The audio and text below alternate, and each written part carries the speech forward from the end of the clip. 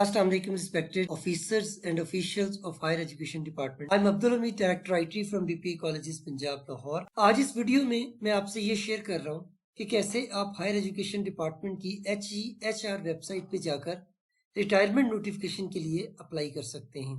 वो तमाम लोग जिनकी रिटायरमेंट विद इन 1 ईयर होगी, वो रिटायरमेंट नोटिफिकेशन के लिए HEHR पर लॉगिन करके एक सिंपल एप्लीकेशन जनरेट करेंगे। मैं आपके साथ इस प्रोसीजर को शेयर करता हूँ। सबसे पहले आपने हायर एजुकेशन डिपार्टमेंट की HEHR higher education human resource management system की वेबसाइट ओपन करनी है। अपना यूजर नेम जो कि आपका CNIC है और अपना पासवर्ड जो आप यूज करते हैं अपनी HED ऐप के ऊपर अप्लाई कीजिए। टीचिंग स्टाफ को चूज कीजिए और साइन इन कर लीजिए। जब आप साइन इन कर लेंगे तो आपका बेसिक डेटा सारा आपके सामने शो हो जाएगा। आपकी पिक्चर, ये वो तमाम चीजें आपके सामने होंगी। यहां से अगर आप लेफ्ट साइड पे देखते हैं तो आपको रिटायरमेंट एंड पेंशन की ऑप्शन नजर आती है। इसमें रिटायरमेंट पे क्लिक करेंगे तो आपके सामने रिटायरमेंट एप्लीकेशन ओपन हो जाएगी। यहाँ अप्लाई का बटन प्रेस करने से रिटायरमेंट की एप्लीकेशन का प्रोसेस स्टार्ट हो जाएगा। ये बहुत सिंपल है। आप रिटायरमेंट कैटेगरी पे क्लिक कीजिए। अगर 1 साल आपके रिटायरमेंट में रह गया है तो फिर सुपर एन्युएशन एनेबल होगी, वरना आपके पास सिर्फ इनवैलिडेशन रिटायरमेंट की ऑप्शन आएगी। प्री मेच्योर रिटायरमेंट के लिए आपको सेपरेटली अप्लाई करना पड़ता है। जैसे ही आप सुपर एन्युएशन की ऑप्शन लेंगे, आपकी इफेक्टिव डेट आ जाएगी। नीचे आपका नाम, CNIC, date of birth, gender, ये तमाम चीजें ऑटोमेटिकली फिल होंगी। अब आपने करना सिर्फ ये है कि अपना कॉन्टैक्ट नंबर यहाँ पर ऐड कीजिए। इस कॉन्टैक्ट नंबर को ऐड करने के बाद आप डिटेल में जाकर एक सिंपल एप्लीकेशन टाइप कीजिए कि आप रिटायरमेंट लेना चाह रहे हैं और आपके तमाम डॉक्यूमेंट्स कंप्लीट हैं। Want to apply for retirement notification due to my superannuation. एक सिंपल सा मैंने लिख दिया। आप प्रॉपर एप्लीकेशन इसमें लिख सकते हैं, बाकायदा to secretary higher education department. आप चाहे तो एक मुख्तसर कमेंट्स भी दे सकते हैं। बेटर ये है कि आप प्रॉपर एप्लीकेशन यहाँ पे, वैसे भी आप लोग जो अपनी एप्लीकेशन सबमिट करवाते हैं उसी को कॉपी पेस्ट यहाँ पे कर दीजिए। हम चूंकि SNGAD नहीं है तो आप इसे नो रखिए और ये सपोर्टिंग डॉक्यूमेंट इसके साथ अटैच कर दीजिए। CNIC का फ्रंट, CNIC का बैक हम टेम्परेरीली कोई सी भी इमेजेस इनके साथ अटैच कर देते हैं। जैसे ये CNIC की बैक हो गई।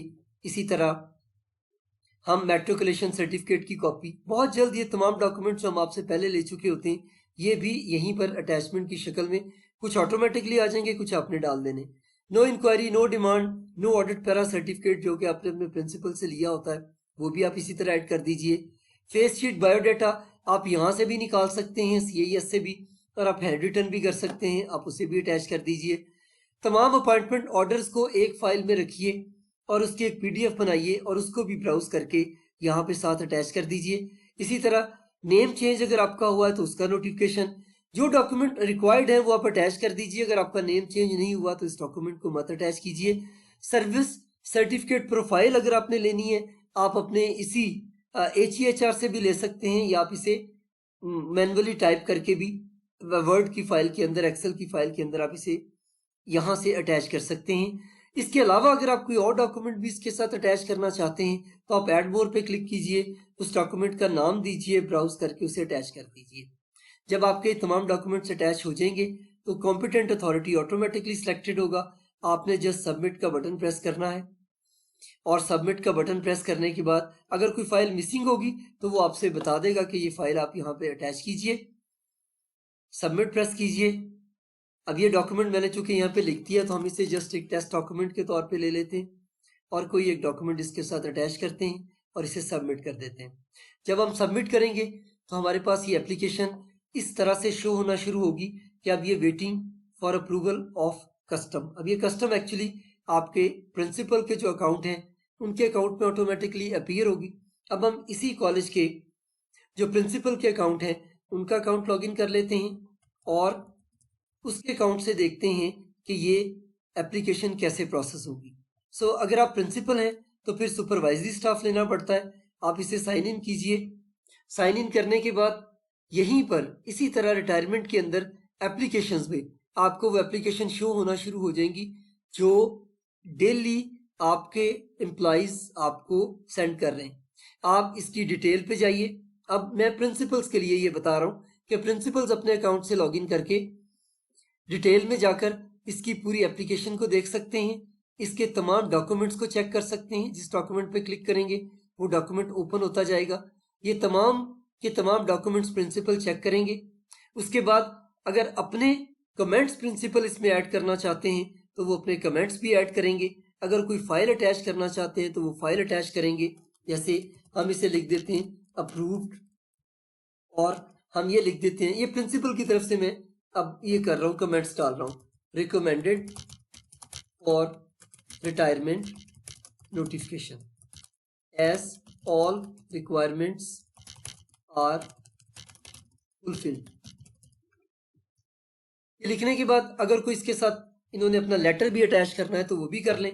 और इसको करने के बाद हम ये नीचे इसकी पूरी एप्लीकेशन हिस्ट्री आ रही, इसे रिजेक्ट भी किया जा सकता है, फॉरवर्ड भी किया जा सकता है। सो प्रिंसिपल्स इसे रिजेक्ट नहीं करेंगे, इसे फॉरवर्ड करेंगे ताकि ये डिप्टी डायरेक्टर के अकाउंट में अपीयर हो जाए। सो हम सबमिट क्यूरी करते हैं। सो ये ऑटोमेटिकली अब फॉरवर्ड हो गई प्रिंसिपल के अकाउंट से। अब ये फॉरवर्ड्स के अंदर नजर आ रही है। इससे पहले ये इफ्तिखार हमीद भट्टी साहब की एप्लीकेशन भी इसी कॉलेज से प्रोसेस हुई है और ये इनकी भी एप्लीकेशन यहाँ से प्रोसेस होगी। ये एएस के पास पड़ी हुई है और ये डिस्ट्रिक्ट में डिप्टी डायरेक्टर के पास ये एप्लीकेशन इस वक्त रिजाइड कर रही है। अगर अब लॉगिन करते हैं जफरुल्लाह साहब जो टीचर जिन्होंने अप्लाई किया है, तो उनको ये नजर आ रहा होगा कि प्रिंसिपल से फॉरवर्ड हो गई है और अब ये कहाँ पड़ी हुई है, डिस्ट्रिक्ट के पास यानी डीडीसी के पास पड़ी हुई है। हम इसे साइन आउट करके हम दोबारा से प्रीवियस अकाउंट से इसे लॉगिन करके देखते हैं कि अब टीचर को क्या शो हो रहा होगा जब उसकी एप्लीकेशन प्रिंसिपल जो है वो यहाँ से फॉरवर्ड कर देंगे। सो ये हम उसी अकाउंट में आ जाते हैं। उसी अकाउंट में आके हम दोबारा से रिटायरमेंट एंड पेंशन में जाकर ये देखते हैं तो यहाँ एक कमेंट आ रहा है, waiting for approval of district, यानी डीडीसी के पास ये अभी एप्लीकेशन पड़ी हुई है। इसी तरह जब डीडीसी अपने अकाउंट से फॉरवर्ड करेंगे तो डायरेक्टर से डीपीआई, डीपीआई से एसओ, एसओ से डिप्टी सेक्रेटरी और डिप्टी सेक्रेटरी से जब ये एप्लीकेशन एडिशनल सेक्रेटरी के पास पहुंचेगी तो वो अप्रूव करेंगे और यहीं पर इनको डिटेल के अंदर शो होना शुरू हो जाएगा। इसके दौरान अगर किसी भी जगह पर कोई भी कमेंट्स दिए गए तो वो भी ये टीचर देख रहे होंगे ताकि ये टीचर प्रॉपरली उन लोगों से बात कर सकें जिनके पास ये एप्लीकेशन पड़ी हुई है। अगर प्रिंसिपल के कमेंट्स आ चुके हैं तो प्रिंसिपल से ये फॉरवर्ड हो चुकी है। इसी तरह अब ये डिप्टी डायरेक्टर के पास वेटिंग में है। इस पूरे प्रोसेस के लिए हम लोगों ने सिर्फ 2 वीक्स का टाइम रखा है कि जब आप रिटायरमेंट नोटिफिकेशन अप्लाई करते हैं विद इन 2 वीक्स आपको ये या तो इशू हो जाएगा या इसके ऊपर किसी भी तरह का कोई भी एतराज लग के आपको एप्लीकेशन वापस कर दी जाएगी। इस प्रोसेस को फॉलो कीजिए। वो लोग जो अगले साल यानी 31 दिसंबर 2024 तक जिनकी रिटायरमेंट है वो सारे इस प्रोसेस को फॉलो करें और रिटायरमेंट एप्लीकेशन को ऑनलाइन कीजिए ताकि ये पेंशन के साथ लिंक हो, एजी ऑफिस के साथ लिंक हो और आपको रिटायरमेंट के बाद अपने जो मॉनेटरी बेनिफिट्स हैं उनके लिए किसी के पास मैनुअली ना जाना पड़े। Thank you.